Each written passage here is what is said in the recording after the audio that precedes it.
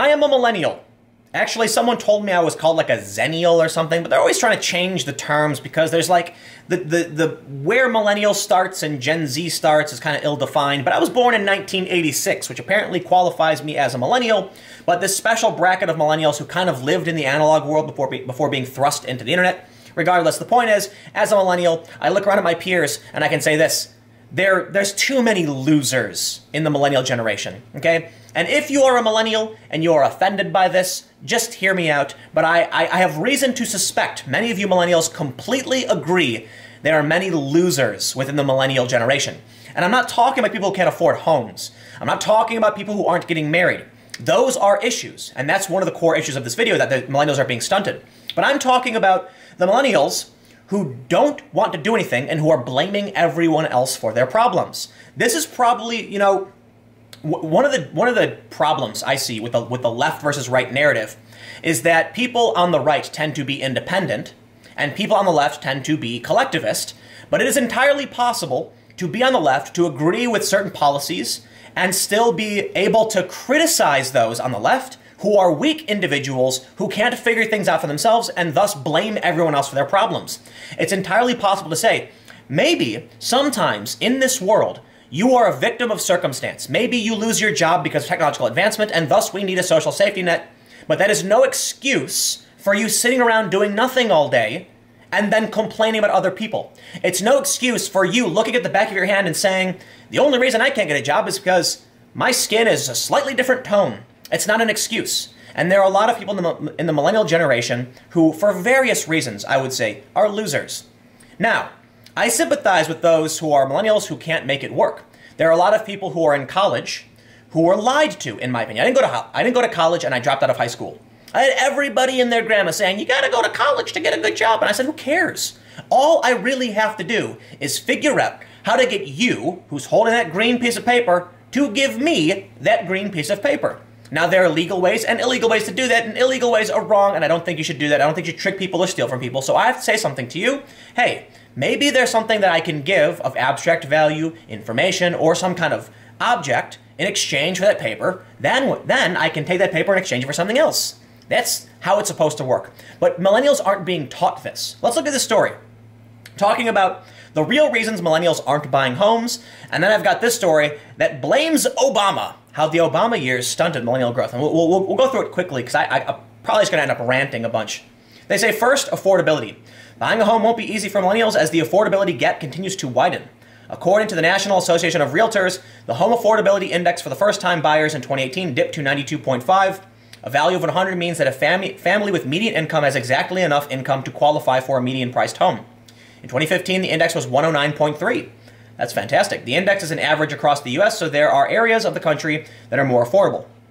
Not married yet, right? So it's not, look, I don't like this video about buying houses. This video is about millennials.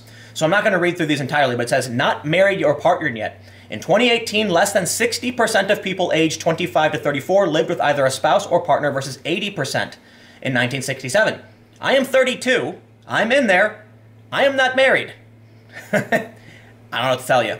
High levels of student debt. This is where my leftism comes out and shines. Listen, our society, whether you want to acknowledge it or not, absolutely tells every young person, go to college no matter what, take out loans. And I think that is a huge problem because college is not the path to victory. It's not a path to success, to having a family, to succeeding, to owning that. It's not the American dream. And I see all these people who are like, the American dream is dead. No, you were just tricked. And look, I'm sorry. I was someone who was smart enough to see through the veil and realize going to college wasn't going to work. Why? I thought ahead. I said, if I go to college, I'm going to do this, this, this, this. And that makes no sense. I did research. I can't blame the average person when our society as a whole basically says you must do this. And they take out massive debt and they can't afford anything afterwards. Now, whether or not you want to grant forgiveness to these people, meaning the government will bail out these kids with student loans, is entirely up to you.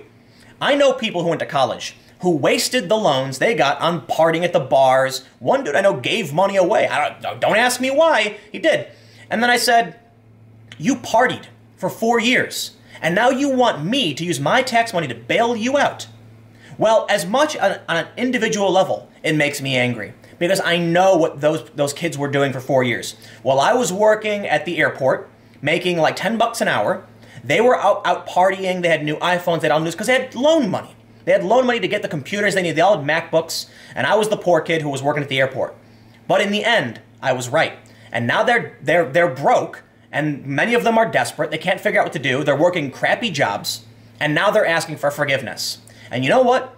That emotion within me says, you reap what you sow, and you do not deserve that forgiveness. However, they're turning to voting en masse for anyone who will offer them support. And if the only ones who offer them support are socialists who want open borders and have ridiculous ideas on policy, they're going to embrace it. Which means you have to be willing to make concessions. If the moderate left and even people on the moderate right say, okay, maybe we need to bail these kids out, it's going to be painful for sure, but if we don't, what's the alternative? They're going to continue to vote for socialists, and then everyone is screwed. There's this great comic I saw where it was a guy about to shove a fork into a power outlet, and the fork said socialism, and someone else was like, hey, you're going to hurt yourself, and he goes, everyone else who tried this did it wrong. And that's what it feels like. I would much rather say, okay, as a whole, our society, we really did advocate for kids to take out loans to go to school, and it didn't work out for them. It just doesn't make sense. Well, now we have to pay the price. If we don't accept that, if we don't accept we have to do something, then these kids will vote for socialism, and they have the right to, and that's going to be bad for everybody. So it's a lose-lose, honestly.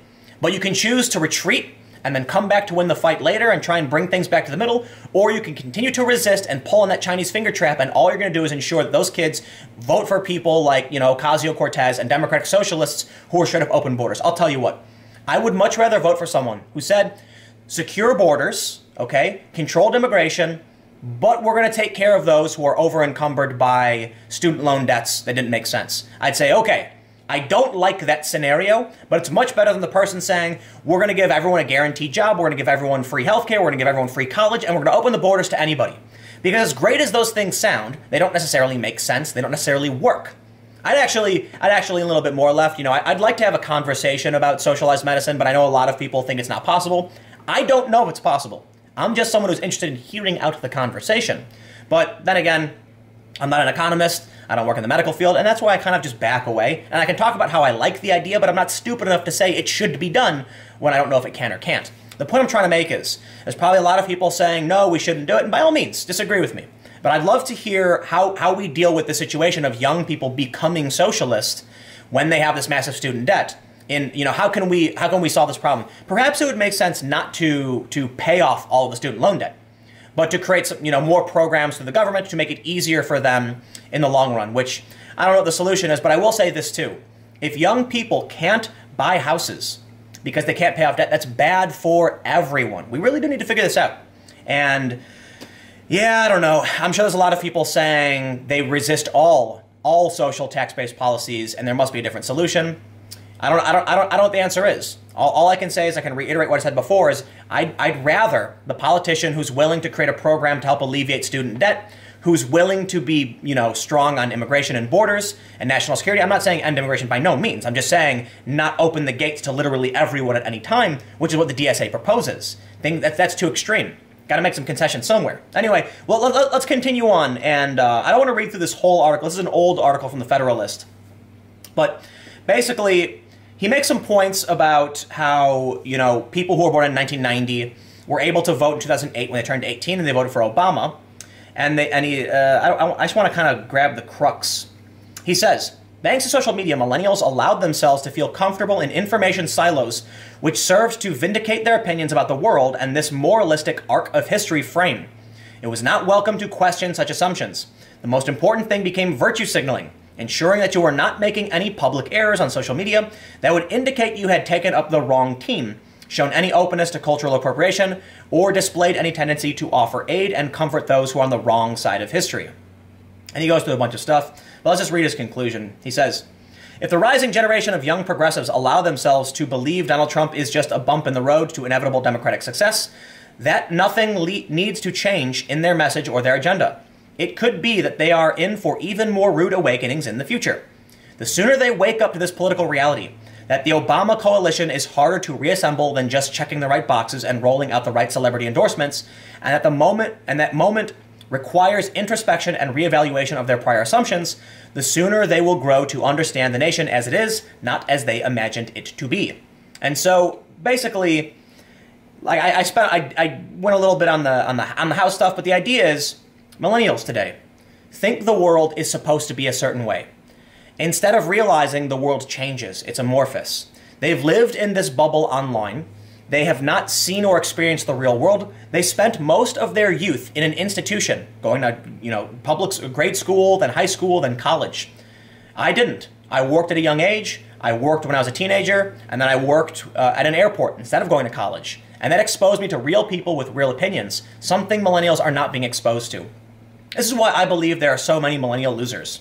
They haven't experienced the real world. They think everything is sunshine and Skittles and rainbows, and that's why they think words are violence. The reason they can't afford houses is because they just do whatever they're told. And when the system said, do this, do that, they said, yes, sir, thank you, sir, and they went and did it, and it didn't work, and now they're screwed. There's got to be something to do to alleviate it. Ultimately, I don't want to rant for a million years on millennials because I could. I think the issue is that young people don't understand how to survive on their own. They don't. They've spent too much time in institutions. They still spend too much time on Twitter.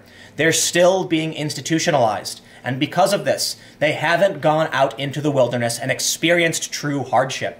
I'd recommend everybody spend 2 weeks camping, just to figure out how hard it is. You know, one anecdote I often tell is about people from Occupy Wall Street who went up to a farm and within a couple weeks came back and said, wow, that was too hard. They told me that they had to work nonstop every day. And I said, yeah, welcome to the real world. But I guess when you have these young, progressive millennials who haven't actually had to do this, life is tough. And because of that, they don't want to work harder than they have to. And they're surprised to learn, you know, when you live in a city, clean running water, streets, all of this stuff just exists. You never had to build it. But people outside these cities understand what you had to build. And that's why, for one, I'll say travel is extremely important. But ultimately, the idea that I want to convey in this video is that millennials aren't being forced to survive in any capacity. And because of this, words hurt. Words are violence. They don't have any money, so it is what it is. I covered a big, wide range of things, so you go ahead and comment. Let me know what you think. I got one more video coming up in just a few minutes. The death of journalism. It is not Jim Acosta. It's partially what's going on with Julian Assange, but fact-based reporting is gone. It is. Stick around. That video should be up in a few minutes, or it most likely is already up.